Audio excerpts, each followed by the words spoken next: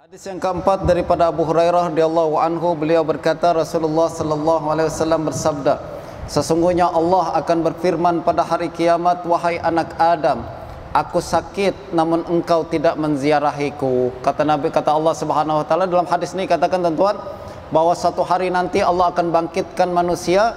Ada satu manusia yang Allah akan marah dan tegur dia. Marah nih tuan-tuan, Allah marahkan dia.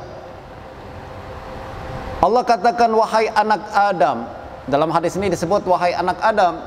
Mungkin di hari kiamat nanti sebut nama, wahai Umar, wahai Ahmad, sampai hati engkau, aku sakit namun engkau tidak datang berziarah kepadaku.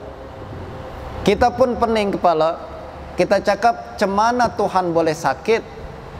Tuhan kan maha sempurna, tadi kita cakap kan, Tuhan maha sempurna, cemana Tuhan boleh sakit? Kita pun bertanya, wahai Tuhan, bagaimana aku menziarahimu padahal engkau adalah Tuhan alam semesta?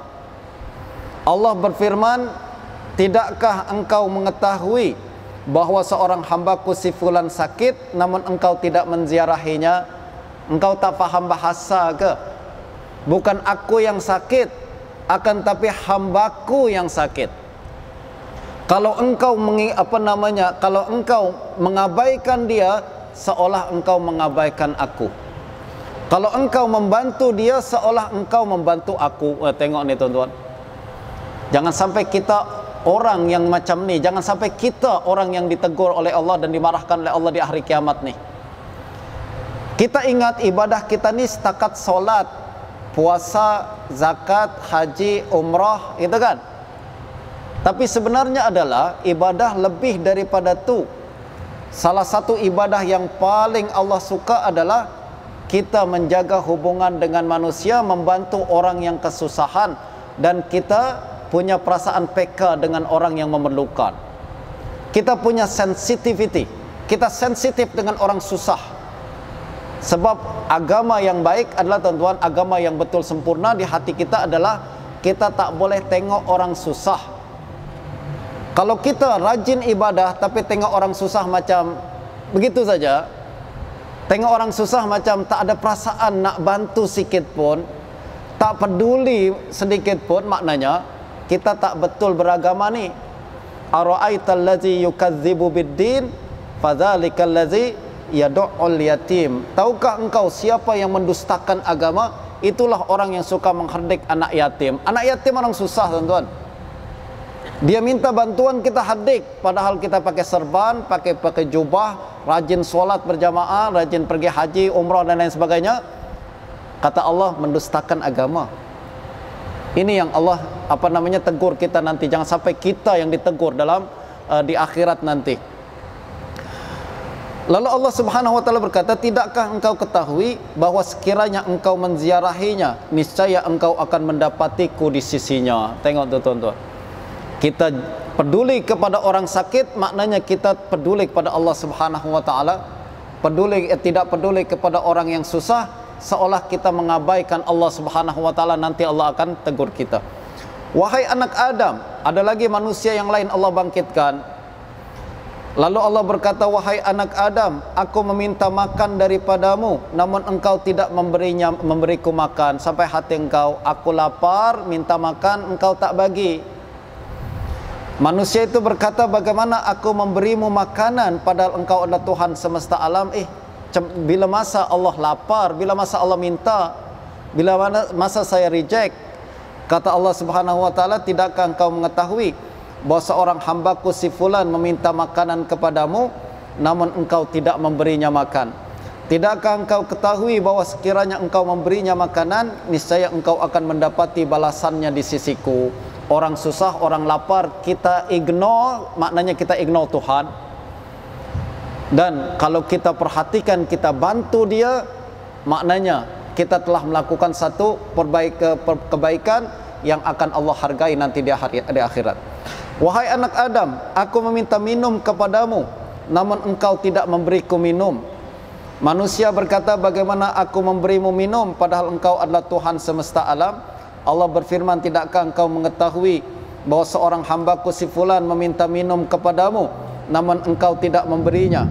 Tidakkah engkau ketahui bahwa sekiranya engkau memberinya minum, niscaya engkau akan mendapati balasannya di sisiku? Hadis ini bincang tentang 3 perkara teman-teman kan, yaitu sakit, makan, minum. Tapi bukan 3 perkara ini saja sebenarnya. Poinnya adalah ada orang susah kita kena bantu. Misal kita punya tuan-tuan syarikat besar, lalu ada orang datang meminta kerja, dia sangat perlu dan dia berkelayakan. Misalkan dia minta, lalu kita katakan sorry, tak ada tempat untuk awak, pergi sana. Satu hari nanti Allah akan bangkitkan kita sampai hati awak, aku datang meminta kerja, engkau tak bagi aku. Kita cakap macam ni juga.